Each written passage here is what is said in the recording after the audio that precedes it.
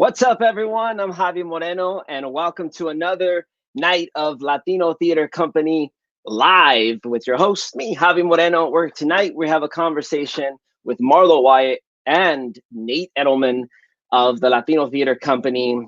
He's our development associate, production supervisor, playwright. If you've seen Desert Rats, I forget the title of the other production that we did, which was amazing, but we'll talk about that. For those that joined us yesterday, the conversation with Sal Lopez and Jose Luis Valenzuela, that was about This Is a Man's World. Remember, that runs all the way until September 17th. And then tomorrow, what we're going to be talking about is our third online reading. Title is She by Marla Wyatt, directed by Imani. That goes on demand tomorrow, September 11th, all the way through September 20th. You can watch it live tomorrow, starting at 7 o'clock on youtube.com/Latino Theater Company, or our website, the latc.org, forgot my words there, the latc.org/live. And also, we might be able to add it on Facebook. We're working that right now. We're uploading it. So remember to catch those. Once it goes live, you have 10 days to watch that and will be removed. Please remember also, tonight we'll be removing La Olla. You have until tonight at 11:59 p.m. or until I remember. Sometimes I forget and I do it the next morning. So you have a couple of extra hours to watch that. So make sure to visit. Next week, we have La Víctima and a new reading by Evelina Fernandez, Sleep with the Angels. Without further ado, let's bring out our guests for tonight. All right. Hello. Hey, Javi. Hi. We have Marlo and Nate. How are y'all doing? Hey, pretty good. Good to have y'all here. How are y'all doing with are you, Marlo, are you in LA? Yes, Koreatown, A-Town, yeah. Koreatown. Nate, you're in LA. Yeah. We have, for those that don't know, if you're watching us from East Coast or somewhere outside of California, we have smoky skies out in the West Coast, all across the coast, really. Kind of looks like the sky up here, a little actually darker than this. Like smog when we were kids in the 80s when we had smog. Right, yeah. I was looking at photos of like the freeway, of how it looked, and it's crazy times. I can't even imagine. I haven't even been out for a while, so just like driving through. I know my car woke up with ashes on Monday. But today we're going to be talking about She. She was scheduled to be world premiering at our theater center in downtown Los Angeles this fall. And unfortunately, it got pushed back, the onstage performance, to hopefully spring or fall of 2021. Nate or Marla, do you know? What are we deciding? As soon as possible. Yeah. As soon as possible, yeah. Nate said as soon as possible. Okay. As soon as possible. We're gonna make this work, hopefully. But yes, and we were able, as you all know, we're bringing online readings every Friday, a new world premiere. And for those that don't know, you've been following us around. The Latino Theater Company not only produces works done by the company, we also have the Los Angeles Theater Center, and we produce works by Angelino playwrights. Marlo, can you tell us a little bit of where the idea of She came about, and what was your process like? Well, I've only been really writing plays for about 10, 11 years now. She is the very first full-length play that I've ever written. And that's what it came about. It was a challenge for me to actually write a full-length play. I had been writing just little short plays, working at a actors conservatory for kids. Oh. And so I would write little plays for them for their performances. And people would say, "Oh, you should write. You're really good writer. You should write." And I was just like, I never attempted. It was nothing. I'm an actor, and that's what I went to school for. That's what I came to LA to do. And it never occurred to me to start writing, even though I would have friends along the way to say, "You should write. You should write." Yeah. But I just dismissed it. And so after working, teaching acting and writing for the kids, I joined the Roby Theater Playwrights Lab and started to really learn how to really construct a play. And the idea of She came out of, it's a completely different play than I thought it was going to be, completely different theme, completely different storyline. And originally came out of a set of twins that I know, one boy, one girl, and the mother favored the boy a lot. And that's how the girl felt. And I slowly watched the girl take on these qualities of her brother in order to get the mother's love. And so it just made me think about what it means to be feminine, what it means to be a girl, and all this kind of stuff. And she, you know, was just a girl yearning for her mother's love. And she started dressing like a boy, or what we say, a boy dressing in a masculine way, I guess. And taking on the behavior, masculine behavior. And so I was curious about that. And I was like, oh, what does that mean? And me being a woman, a girl, I understand the differences. And so I just wanted to kind of touch on that. So that's what it was originally supposed to be. But after a couple of scenes and a dramaturg, and, you know, I was just like, I had to really ask myself, what do I want to write about? Because I didn't know what I wanted to write about. The goal was just to write a play, a full-length play with an intermission. That was literally the goal. And so I have a program. At the time, I started a program called the Girl Blue Project, where we work with teen girls in foster care and low-income teen girls. It was like an empowerment program. And so I was with them every single day, and I would hear their stories and things like that. And so that changed the trajectory of the storyline for She. And it really just became about what it's like to really be female in a male-dominated world, but on a very emotional level from a young mind, if that makes any sense. Yeah. It's a coming of age story, really, isn't it? And we don't see that many female perspectives of that. It's very male dominated, I think. And like her journey with her mother and the other characters it's so richly drawn that you really see this world you've created through characters, through the setting, which is almost like a fairy tale, through her imagination. Because it's about a young artist, really, kind of growing up in poverty, without her mother's love, which she kind of gains throughout the arc of the structure of the play. And it's great. Wow. Yeah, the idea of confinement, you know, the boundaries of poverty, the boundaries of being female in a male-dominated society, the boundaries of searching and wanting, just a lot of those things, and dreams, reaching. It's just it's different. It's just different. And like Nate said, it's a story that needs to be told from the perspective that it's being told, I think, from a young mind's perspective. Right. And she grows a ton in the play throughout her, like, quite simple journey, but all these obstacles thrown in her way through this summertime setting. And she comes out a completely different woman. She grows up. She becomes a woman, really, by the end of the narrative. What was something that surprised you? I mean, you said you were an actress before this. What was something that surprised you while you were developing the play? As far as something that surprised me while I was developing. I mean, one of the things, like yesterday's conversation with Sal Lopez, who's also an actor, wanted to tell this story, right? This is a man's world. And a lot of the time, just like these personal stories and wanting something to get out. And I think that as Nate was saying, like we never really get to hear these stories, just as this is a man's world. We never really get to hear these stories.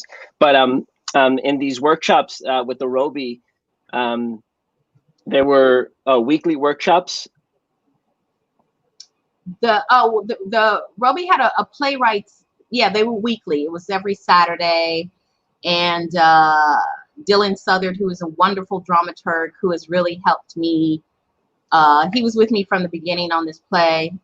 With this play, Aaron Haney, who taught me, that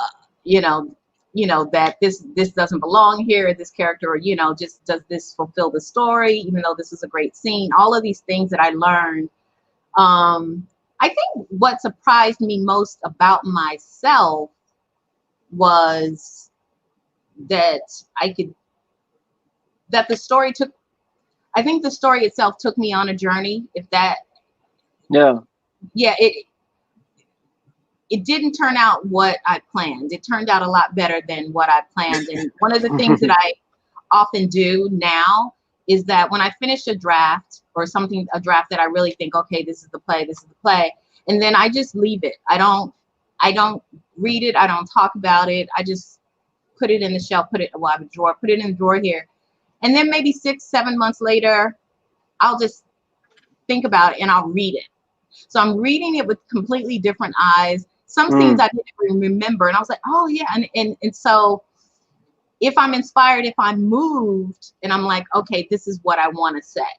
Because I feel like then when I do it that way, I'm seeing it from an audience member's eyes and not from the connection that I have. Like, not because it's like, oh, I like this character so much, so I want to do, I like this. So it's not precious to me in that way. The story, I don't know, it's like making dinner, it's like, it's like cooking Thanksgiving, or you invite people over and you go through all of this stuff and you go get decorations, like you overdo it and you really want the people that you invited to like it. Because if they don't, it doesn't matter how cute you think your little turkey napkins are, whatever it is. You know what I mean? If they leave and you don't feel like they were like, oh, this is the best dinner. So that's how I feel. That's how I feel about this. It's like, it's fine. There are things about it that I really, really like. The actors that we have elevated it for me. So that makes it even better. Coming from an actor's background, I knew to get people who I know how to break down a character and give it life and give it levels and give them dimensions. And so, to see that, then that's what's the discovery of it is the most satisfying thing. And then watching people, every time there's a reading of this, I've had several readings and like workshops, whatever, and I always sit in the back. I never tell anybody who I am because I don't want them to sit next to me. They're not going to have an authentic response to something if they're sitting next to the playwright. Right. You're not going to be like, And so I always sit in the back and I always sit in the middle and I say nothing. I just act like I got a ticket just like everybody else. And then I listen to the play, but I watch and I listen to the reaction of the people.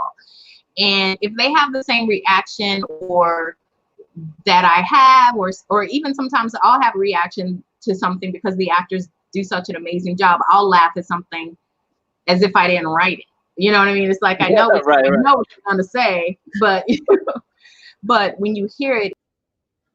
Oh no. We just, such a good note. We've been having some minor technical difficulties, but she usually is able to, we'll bounce back when we'll get back. There. Is she back? There she is. Yeah, she's there you are. I might get kicked out. You're quick though. That's good. Sometimes it tells me it's a cute little sign. It says, "Oh, you got kicked out," but it's not your fault. I'm like, I know it's not my fault. Like, I like how they, the little computer says the little thing reminds you. Yes. That's like, great. I feel so bad. No, this is.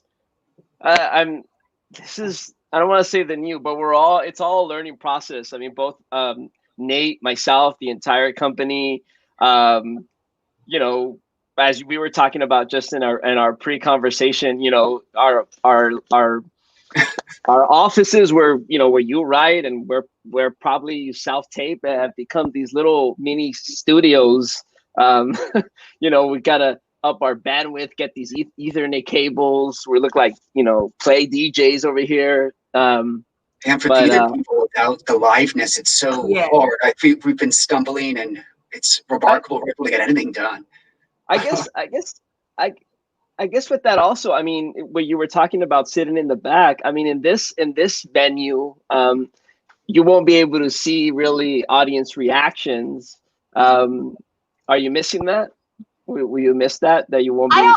I love live theater. I love the energy. It's something about people sitting in a room in a little black box or a big black box. It's just, you can feel the energy is palpable. You could just feel it. So I like that connection. And I think even as an actor, it energizes you. It really does. Like, you might be feeling a certain way in the dressing room, and then you get out there, and then you feel that the audience, you can feel when they're like, I'm listening, what's going to happen? Like, and you can also feel like, when is intermission? You can feel like, when is intermission so I can bail? I'm not coming back to that. Like, I've been on both ends of that, where it's just like, okay, is there intermission to this? Or, because I'm like, I'm going to go out and wait for you, But with this, I've been listening to a lot of plays on Zoom and things like that. And Nate knows I don't really care for them, because I was like, it's like watching that Brady Bunch box. Right. And then hearing people talk. And I was like, it's distracting for me. But what I do like is I like listening. I like the idea of, like what back in the day people didn't have before television. People sat, I guess, in front of their radios, and everybody sat down there and they listened, because it's something about, I think most people, we listen with our eyes. And I think this is just going to train the audience to listen differently. And I think when you don't have the visuals, it sparks your imagination. So you wonder, oh my God, when this man comes in and you hear this rough voice, and you imagine, what does he look like? How tall is he? Is he, oh, she sounds like this, because at least I do that. And so then when you see them in person, you're like, oh, that's him? I thought he would be, or that's her. Oh my gosh, she's so, So I think it kind of makes us childlike again. At least for me, it's like, it's like a kid listening to an audiobook or something like that. And your imagination as an adult, or just as a human being, just starts to visualize what these people look like to you. And it's different for everybody. So I like that. I was excited how Nate presented this to me, because I was like, so she'll be back. Before she pops back on to she's a little different than the readings we presented so far. It's you won't see the actors. It's going to be kind of like a radio play with a visual complement. I'm back. The director telling me it works better with Wi-Fi, but I'm okay. But but I was just saying, I the way Nate presented the platform, it made sense to me. And Imani, the director, said the same thing. It just gives people a taste. So when they get to see these people live, when they get to see these actualized characters on the stage with costumes on, with makeup in, with the set design, and to create the world visually, I think it's just a plus. It's a bonus. Yeah. Were you able to get the same cast that was going to be on the stage production? Can you hear me? Yeah. Oh. No.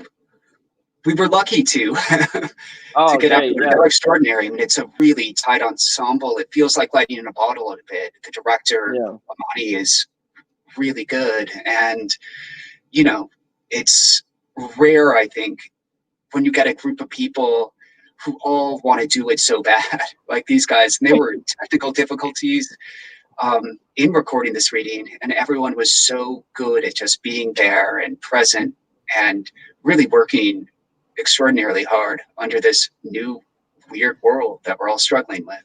Right.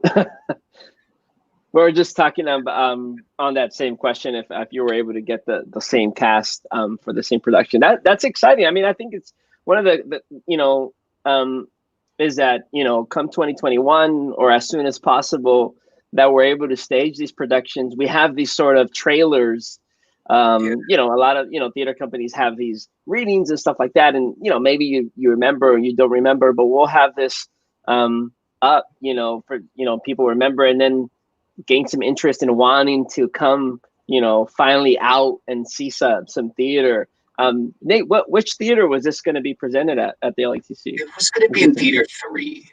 Oh wow, yeah. That's my favorite theater of the space. That's awesome. Yeah. That's where my background here got inspired. On that side, the cemented. Oh no. Yeah, we keep. This is the new world. The same thing. This is a new world. Tomorrow we have the reading of She.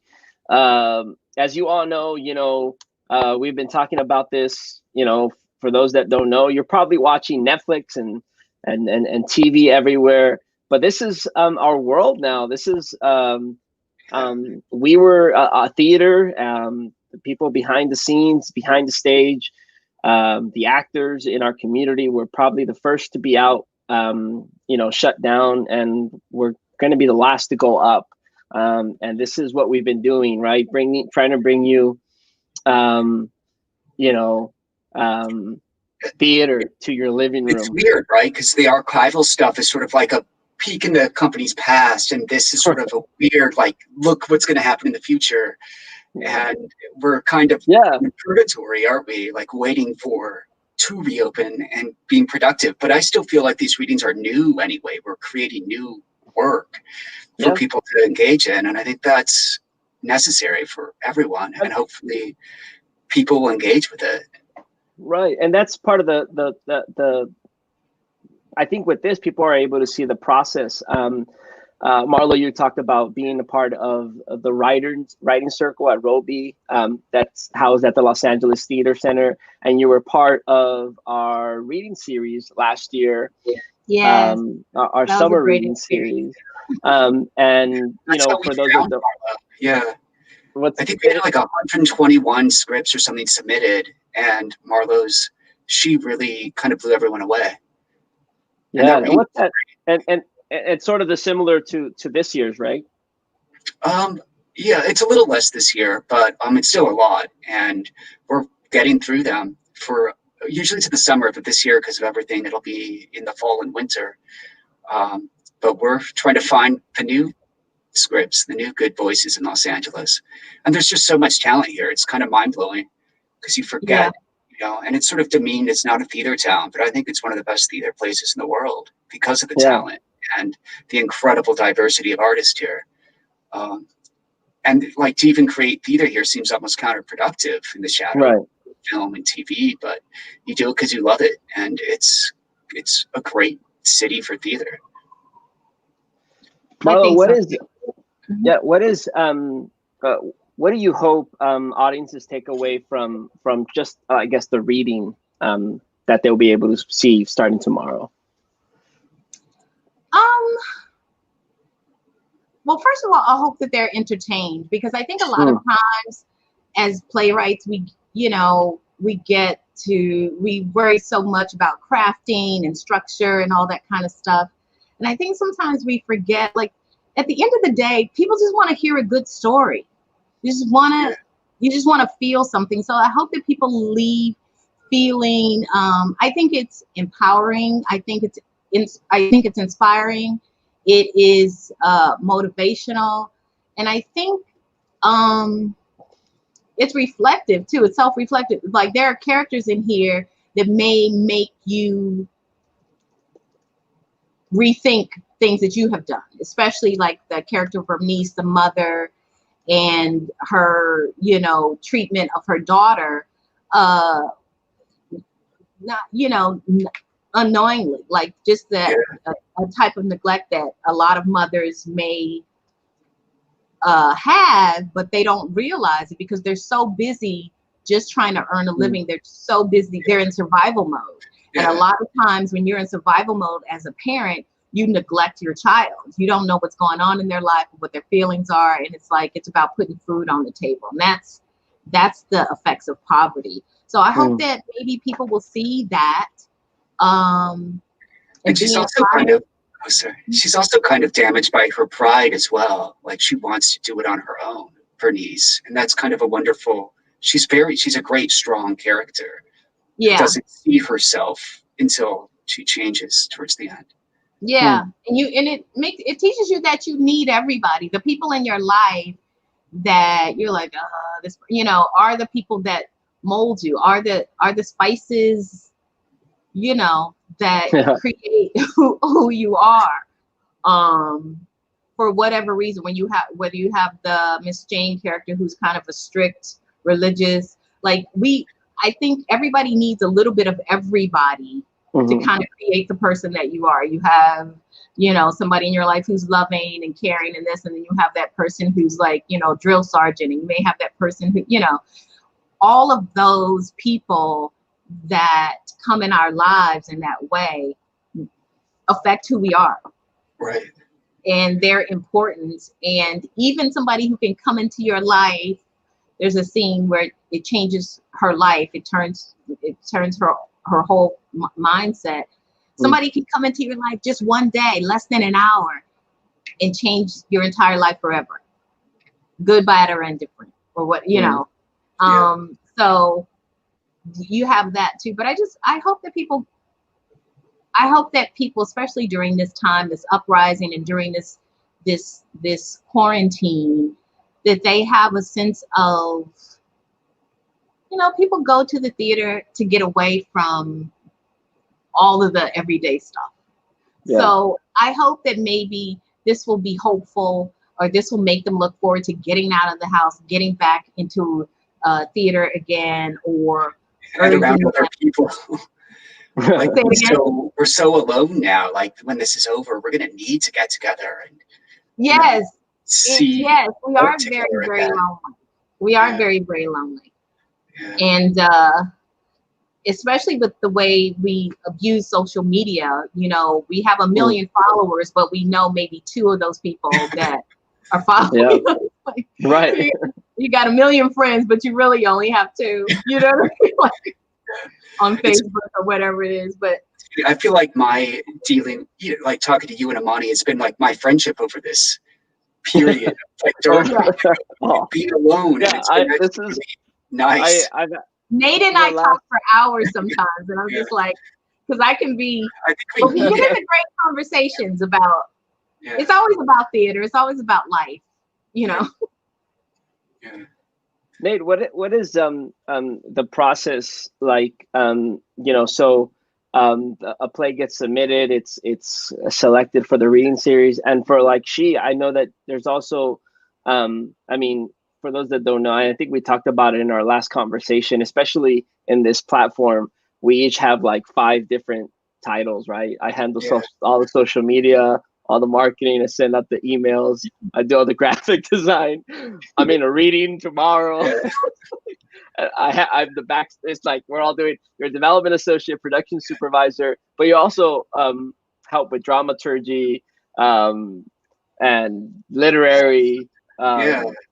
What we do it. I kind of, I'm a playwright, and I was kind of reflecting because we have interns, programming interns this year, reading through all the submitted scripts. And that's sort of what I did after college. I read scripts for the Cheerleading Theater in New York and their mentor project program.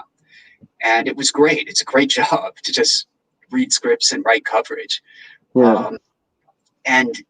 They're creating a short list. Last year we had Michelle Garcia, who also was in our education programs, as the programming intern, and she read all the plays. I read and recommended that, and I read them. I actually read another play of Marlow's first, cool. which I thought was a brand new voice. And then I was said she, and like, oh wow, she wrote 2. I thought she wrote 2 great plays, and she was sort of the one that was chosen. But you read a lot and you're looking for something new, and there's a lot of good work. But this one, Marla's voice really stands out. I think anyone who's read her work would agree. it's very fully developed already. Nice. Yeah. And then so for those who don't know, we'll be having that same reading series. It'll be in November. I think we have like about 8 plays, new plays. And I think one of the cool things also about, you know, these readings is that each one is very different. I mean, tomorrow people are going to be seeing a very, you know, as we were talking about, you know, everyone's calling them Zoom readings, but they're not, right? They're very different. There's so many things that go behind. Marla, were you able to be a part of the rehearsal process? Yes. I was in the first, I was in all of them actually. Oh, cool. Except for the very last one where you were recording everything. Oh, yeah, we had to re-record stuff. Yeah. How was that? How was that process for you or for anyone? I mean, like you know, on stage, I'm usually like, I love being in the theater space. I know people hate tech. I love being in the tech process and like watching my fellow castmate or just the entire process. What was that like for you, like in this platform? Oh, I keep saying, oh no. It's different. Like I find like Playwright, it comes alive during tech, right? The costumes and the lighting, like, oh, that's the play that I wrote, and it's this thing that I can't even imagine. What was it like for me in the rehearsals for the stage reading or for for this reading here?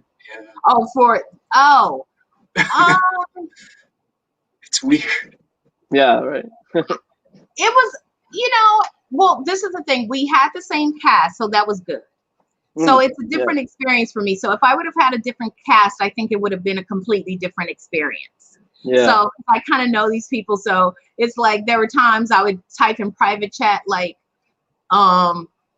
you're way too fast. She did not do that. What are you doing? Like I would literally be typing that to one of the actors just because I'm like, what did she say? Or I would type to Imani, the director, is like, I don't think she's, you know, or he's saying those lines, and she would be like, make sure you read, you know. So it's a challenge because I'm like you, like I said, I'm doing the same thing, and it is really, I have so much respect for this cast and what they went through with everybody's got a different system and laptops and this and that, and it's a challenge, and they lived up to the challenge. And so for me watching it, I was just like, why did, you know, it's like, this is just difficult to do because to me, it's like a film. It's all about editing, you know, because you have to splice it together. It's like, okay, she did that scene really great that time, but you get tired, and it's very difficult for these really dramatic scenes and these emotional scenes for you sitting there, you know, looking at a screen. So it's a whole nother technique, a whole nother level of voice acting, so to speak. So for me to watch it or listen to it, because I'm watching it, I'm literally seeing the people in their home, the actors in their homes and stuff. But what I would do is I would turn myself off, and then I would just listen to it as if, you know, it's going to be done. Because if I start looking at one of the actors, I'm a little distracted, and I'm like, what is he, you know? So I just turn it off, listen. If there's something that's not happening that I'm like, we need to change that. I will say what I did learn, there are certain things we did change because of this platform, because it just doesn't work.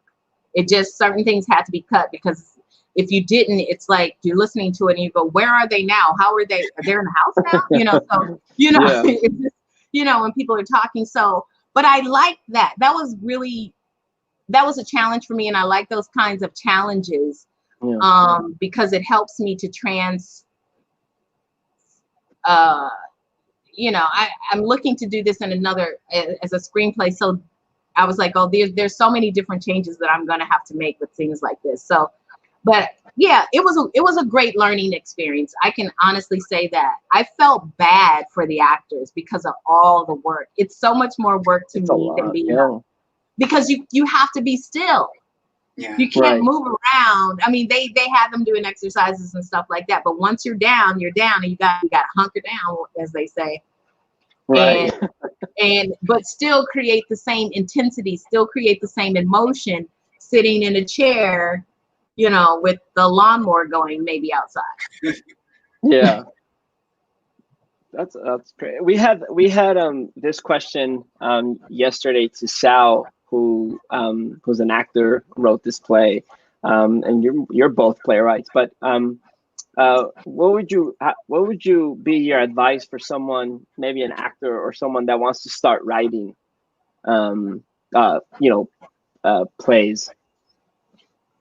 What would be my advice for somebody who wants to start writing plays, who's an actor, or? Yeah, or anybody. I mean, yesterday was mostly an actor that wants to be a writer. This is what I feel about anything that anybody does. You have to ask yourself why you're doing it. Because I have a lot of friends who are actors like me, and they write one-person shows. They write the shows so they can get agents to come sign them so they can do television. Right. And a lot of times I'm just like, the shows aren't very good. Because they don't really, the intention really isn't there. The intention is, I'm just trying to get an agent, and I can't get into the office.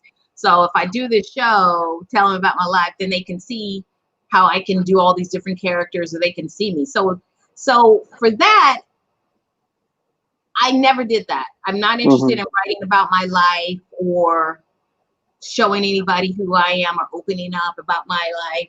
In that way to get somebody to sign me. And so with anything, I think it's about the intention. It's about the intention, why you're doing this. And if you have something to say, what do you want to say? I genuinely, as I started working with my girls in Grow Blue, I had something that I wanted to say. And I think that is the most important thing, because you're asking a lot of people to leave work, go home, get dressed up, come down, deal with traffic, parking tickets, and coming there and sit down, and you didn't, and you're kind of BSing. Do you know what I mean? Like, and it's like, well, so have something to say. And usually when people have something to say and it's important to them, and they share it in a way that is meant to be shared, then the audience connects to it. And it's like, have something to say and oh no. Have something to say. Don't get disconnected. Nate, you're a playwright also. On that same, if Yeah, I don't know. I've been writing since I was 10. Have something to say, and why do you want to share it with a group of people, a group of strangers that you don't know? And your friends, friends that you keep begging to come so you can fill in. Right. Nate, on that same, what would you advice be for someone that wants to start? I mean, that was like, go ahead. No, I agree. Like, but no, I think anyone who wants to write should read first, know what a play is, go to theater as much as you can. LA is relatively cheap if you're here compared to other cities. And really just read, and, read a lot of different kind of plays from all over the world. Yeah. I agree with that. I see so many plays. I see and it's like you said earlier, LA is just, there's a lot of great playwrights here, and there's a lot of great pieces that I've seen. And especially with the 99th Theater and things like that, you can see plays for $10 and $20. I've seen so many plays where it's $20. I mean, I'm in the unions and stuff like that, so sometimes I'll get that discount with Dramatists Guild or with Actors Equity and things like that. But I learned a lot. Like I said, I don't have a degree. I don't have a master's in playwriting or anything like that. But I learned so much by watching other people's work. And I can honestly say that that's a really great school, or reading other people's work as well. And that has been, I'm currently an Antioch's Playwrights Lab member. Oh, cool. And the thing is how that sets, to see, I've experienced so many different amazing playwrights in their writing, and just the feedback. A lot of dramaturgs are in that class or in that lab.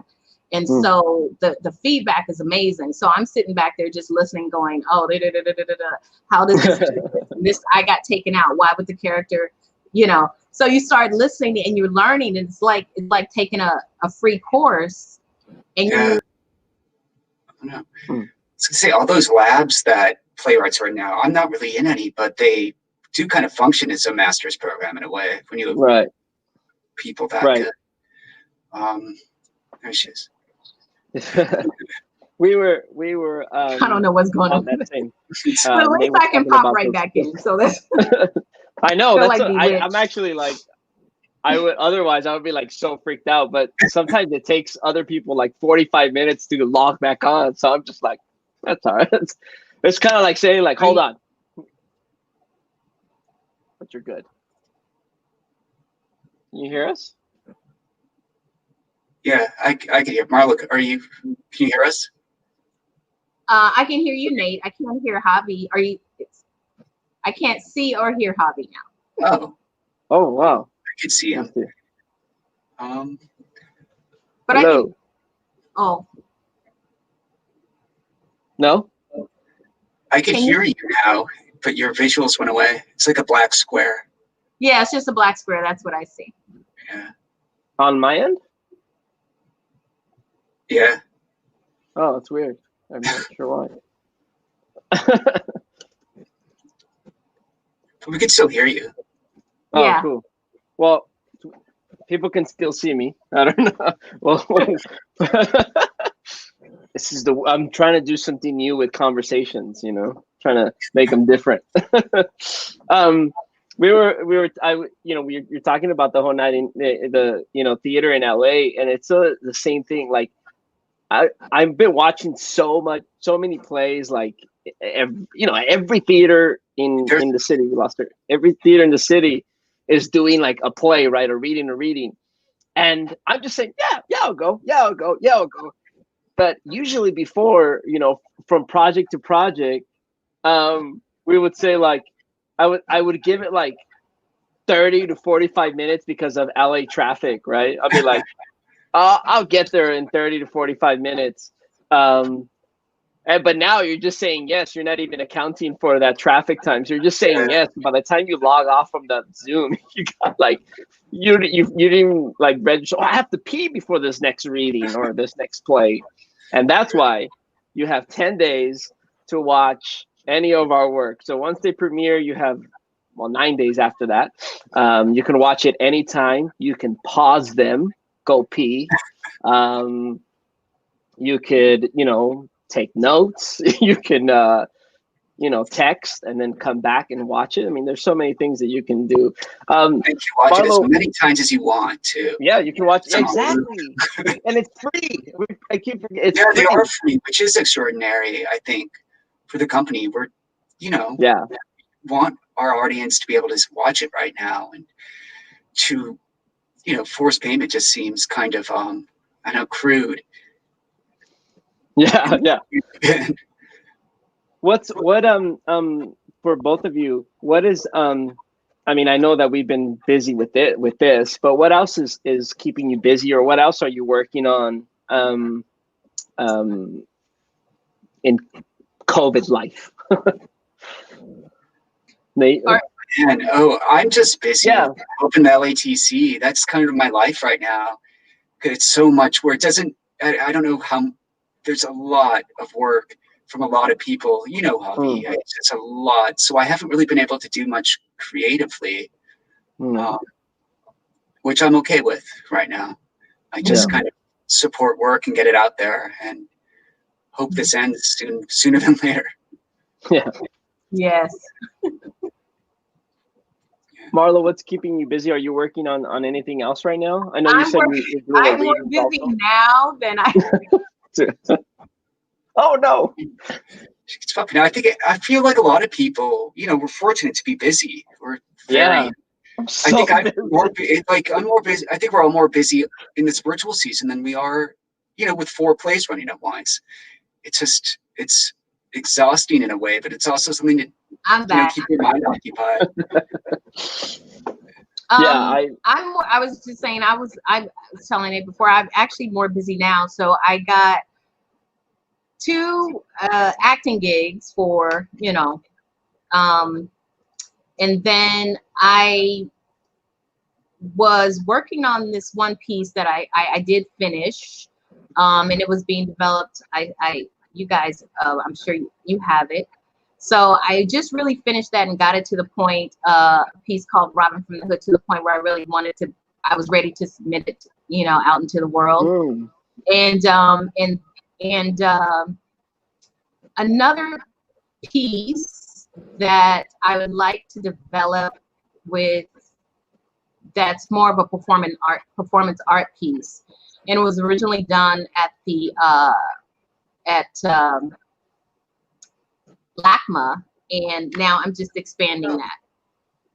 And so, but it's about the uprising and things like that, and it's just about how we mourn and mothers and lose and loss and things like that. So, but yeah, I'm just taking my time.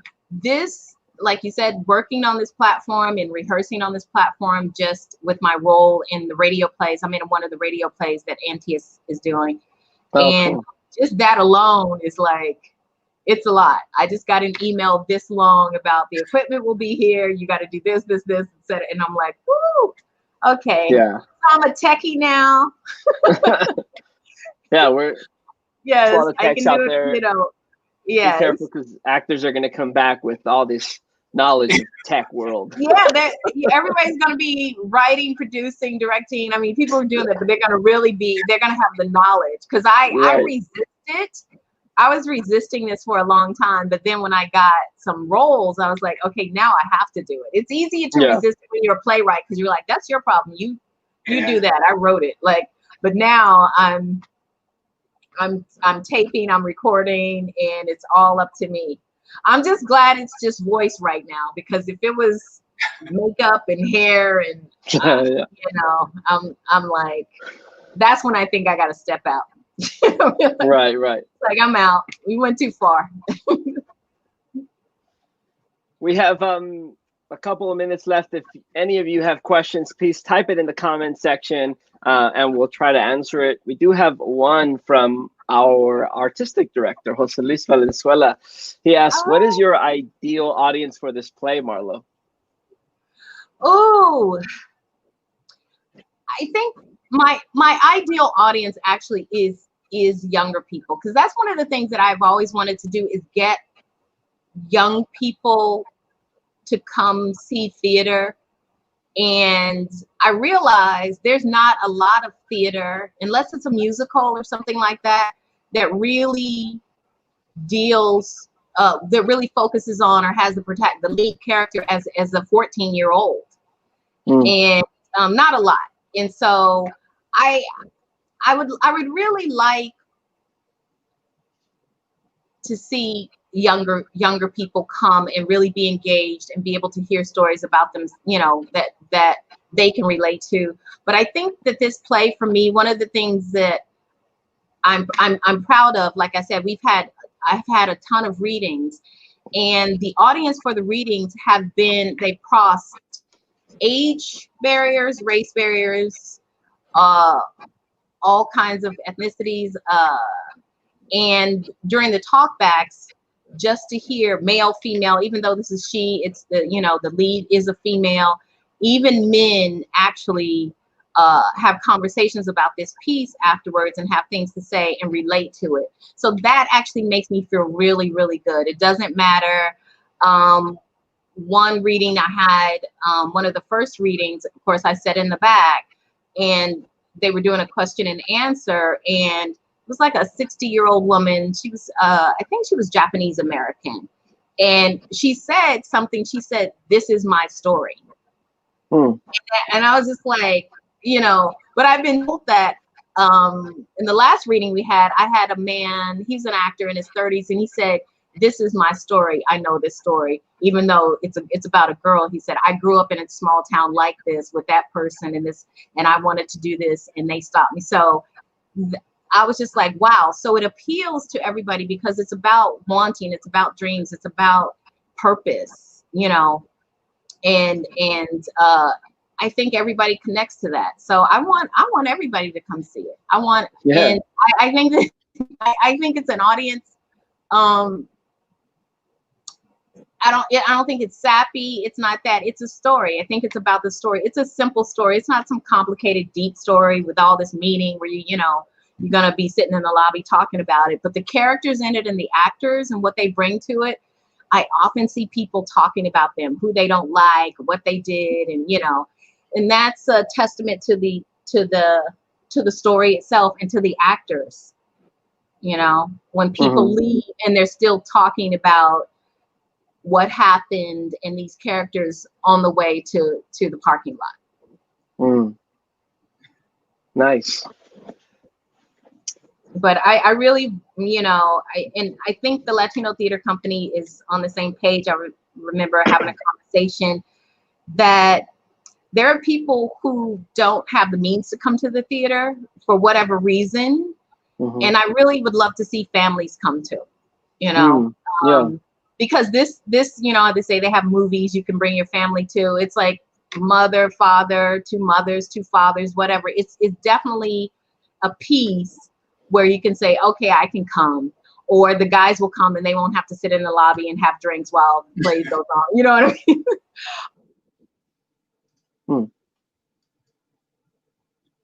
Should be back soon. Yeah. I could comment on like it's really full of life and authenticity. Like I think it's a really lively, truthful play that does appeal to like a huge scope of people around the country and world. Even like it could play anywhere. Right. It's in the specifics, it gets universal. Sal was talking about that last night. Right. So, like it's kind of cool. This week we have one play. The archival play is about a young man's coming of age, and this is about a young woman's coming of age in completely different ways. And it's not intended, I don't think. I think that's just a coincidence that this is like our growing up coming of age week with two completely different but very specific plays. And also actors who writing. Playwrights are writing, which is really cool. Yeah. That's really cool. I mean, it's as we were saying yesterday also, if a lot of our stories are not told or not being told on the main stages of a lot of the theaters. And, to have these, or even like the characters that, Sal wrote in his play, Marlow wrote in hers, and, like that, and people, especially as you were mentioning it, as you were saying, families, right? I remember my first time seeing a play at the LATC, right? Or being in a play and seeing a family say, I saw myself in this play, and that's really beautiful. And that's I'm really hoping that you're all going to get a sneak peek to all of our readings. These plays are going to premiere at this building behind me, beautiful building behind me, as soon as possible. And I hope that that our lobby is packed, and then the streets are packed with people craving for live theater. I'm sure they are. Yeah, I hope so. I mean, people are going to be so tired of screens after this. Yeah, I know. It's like no. We need to be. We need to be around. We're gonna have to. We're not even gonna promote this online. It's like we'll just sell tickets on the streets. That's how we'll do ticketing. We'll do promos like I'll wear A-frame signs. Like come see the play. Like as opposed no social media. Everything's gonna be banned. Thank you so much for joining us. Any last final words? If you want to, shout out, promote this play, any final words before tomorrow's opening night? No, just come see it. You don't have anything else to do. Okay. Yeah. Come listen. It's true. And not only that, it's like that we know. Yeah, exactly. No, like, what else are you doing? It'll be worth your while. It'll be worth your while. The work that's put in here, just to listen to the story, get your kids, just turn on YouTube, turn on Facebook. While you're cooking in the kitchen, you got the kids running around. Let the kids listen to this. This will inspire them. Yes. You know, you don't have to sit and look at your computer. Just turn it on and put those speakers on and just listen. You won't be disappointed. I love that. You'll be entertained. And like I said, especially those who have kids in the house, you know, this is it's good education. It's about, you know, she reads and she talks about poetry and how it changes her life. So it may inspire a young poet. It may inspire a young writer. There's a young 14-year-old boy in there as well. So it really is for everybody and for both genders. And this is a great way to introduce young people to theater without leaving the house and without costing you. And then you'll see the value of theater. And maybe when we open back up, when the world open back up, it'll change your mind and you'll come downtown to the Latino Theater Company. Come downtown to LATC. You can get there by the subway. It's easy to get to. It's beautiful.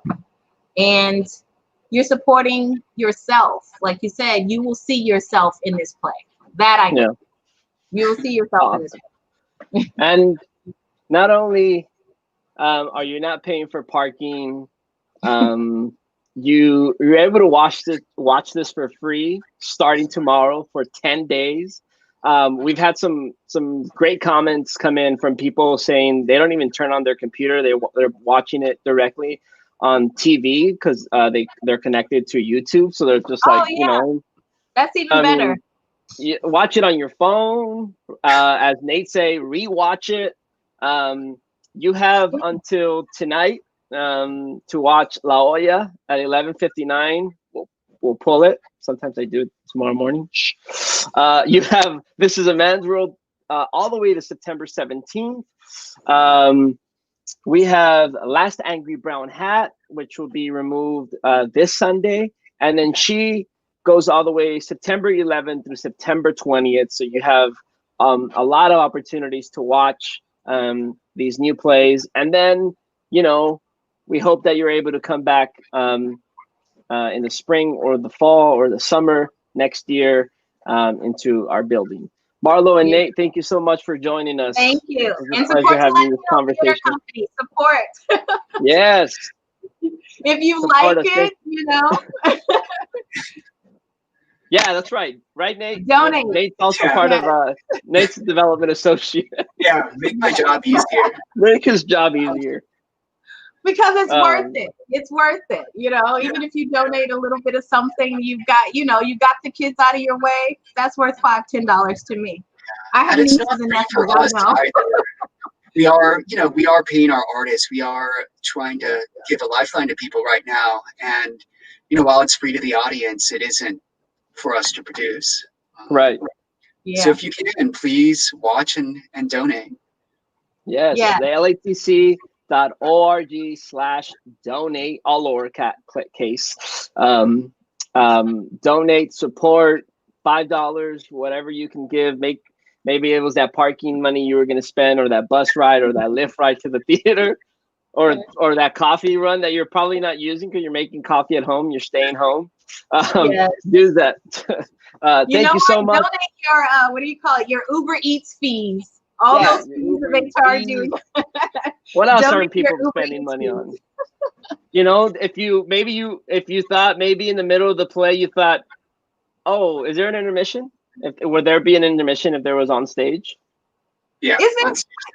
There is on stage. I don't know. Okay, so imagine that there's a intermission and you have to go to our bar and buy something. How much money would you spend? Or maybe there's a restaurant that you would support at the end or before. Think about that and support the Latino Theater Company, the LATC.org/donate. Remember, you can watch all our programming at the LATC.org/live, YouTube.com/Latino Theater Company, or right here on Facebook or wherever you're watching. Thank you so much. Have a good night. Marlo and Nate, thank you so much. Thank you. Good night. Thank you so much. Bye, Jose Luis.